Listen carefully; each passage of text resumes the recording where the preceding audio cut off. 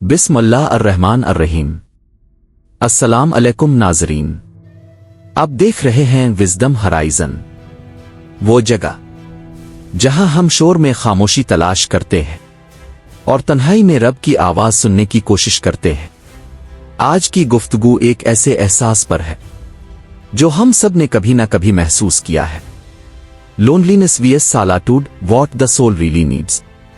تنہائی اور خلوت میں فرق۔ یہ موضوع سادہ لگتا ہے مگر روح کی گہرائی تک جاتا ہے۔ تنہائی صرف اکیلے ہونے کا نام نہیں، تنہائی اس کیفیت کا نام ہے جب آپ لوگوں کے درمیان ہوں مگر اندر سے خالی ہوں۔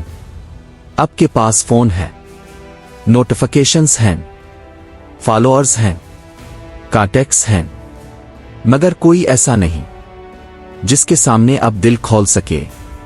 آپ ہنستے ہیں مگر وہ ہنسی آنکھوں تک نہیں پہنچتی۔ آپ مصروف ہیں مگر مطمئن نہیں۔ یہ ہے لونلینس۔ تنہائی تب پیدا ہوتی ہے جب انسان کا تعلق لوگوں سے تو ہو مگر اپنے رب سے نہ ہو۔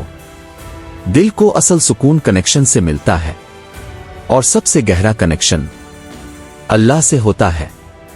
خلوت بھی اکیلا ہونا ہے مگر اس میں فرق ہے۔ خلوت میں آپ اکیلے ہوتے ہیں مگر خالی نہیں ہوتے۔ آپ خاموش ہوتے ہیں مگر بے مقصد نہیں ہوتے۔ آپ دنیا سے کٹتے ہیں تاکہ اللہ سے جا سکے۔ یہ وہ کیفیت ہے جس میں آنکھوں سے آنسو گرتے ہیں مگر دل ہلکا ہو جاتا ہے۔ یہ وہ لمحہ ہے جب سجدہ لمبا ہو جاتا ہے اور وقت راکھ سا جاتا ہے۔ خلوت روح کی غذا ہے، تنہائی روح کی بھوک ہے۔ جب دنیا کا شور بڑھ گیا تھا، جب دل سوالوں سے بھرا ہوا تھا، جب معاشرہ اندھیرے میں ڈوبا ہوا تھا، تو محمد کہاں جاتے تھے؟ وہ غار ہرا کی خلوت میں جاتے تھے۔ وہ لوگوں سے بھاگ نہیں رہے تھے، وہ حقیقت کی تلاش میں تھے۔ خلوت نے انہیں تنہا نہیں کیا، خلوت نے انہیں تیار کیا۔ کبھی کبھی اللہ ہمیں بھی شور سے نکالتا ہے تاکہ ہمیں اندر کی آواز سنوا سکے۔ آج ہم سب کنیکٹڈ ہیں مگر روح ڈسکنیکٹڈ ہے۔ ہم سکرول کرتے ہیں مگر سوچتے نہیں، ہم دیکھتے ہیں مگر محسوس نہیں کرتے، ہم بات کرتے ہیں مگر سنتے نہیں۔ سوشل میڈیا ہمیں مصروف رکھتا ہے مگر مطمئن نہیں کرتا۔ کمپیرسن تنہائی کو بڑھاتا ہے۔ کوئی شادی کر رہا ہے، کوئی کامیاب ہو رہا ہے، کوئی سفر کر رہا ہے، اور آپ اپنے کمرے میں بیٹھے سوچ رہے ہیں میرے ساتھ کیا مسئلہ ہے؟ یہ تنہائی ہے، یہ روح کی خاموش چیخ ہے۔ روح کو شور نہیں چاہیے، روح کو سکون چاہیے، روح کو ویلیڈیشن نہیں چاہیے، روح کو تعلق چاہیے، روح کو اپلوز نہیں چاہیے، روح کو حضور چاہیے۔ قرآن ہمیں یاد دلاتا ہے دلوں کا اطمینان اللہ کے ذکر سے ہے۔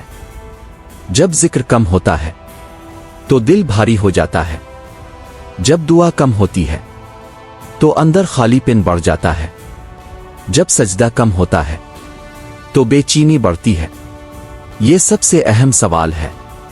اکیلے بیٹھنے سے نہ ڈریں، فون بند کریں، خاموشی کو سنیں، اپنے دل سے سوال کریں، اللہ سے بات کریں، رسمی نہیں سچی بات۔ خلوت کا مطلب یہ نہیں کہ آپ دنیا چھوڑ دیں، خلوت کا مطلب ہے دنیا کو دل سے نکال کر اللہ کو دل میں بسا لیں۔ کبھی کبھی اللہ ہمیں تنہائی دیتا ہے کیونکہ وہ ہمیں لوگوں سے نہیں اپنے آپ سے ملانا چاہتا ہے۔ کبھی کبھی تعلق ٹوٹ جاتا ہے تاکہ ہم سیکھ سکیں کہ اصل سہارا کون ہے۔ کبھی کبھی دوست کم ہو جاتے ہیں تاکہ دعا بڑھ جائے۔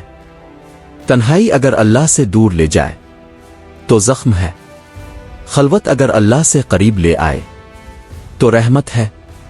تنہائی کہتی ہے کوئی میرے ساتھ نہیں، خلوت کہتی ہے اللہ میرے ساتھ ہے۔ تنہائی میں خوف ہے، خلوت میں سکون ہے۔ تنہائی میں سوال ہیں، خلوت میں جواب ملنے لگتے ہیں۔ तन्हाई ईगो को बढ़ाती है, खलवत ईगो को तोड़ती है। अगर आप इस वक्त खुद को अकेला महसूस कर रहे हैं तो शायद ये सजा नहीं, शायद ये दावत है।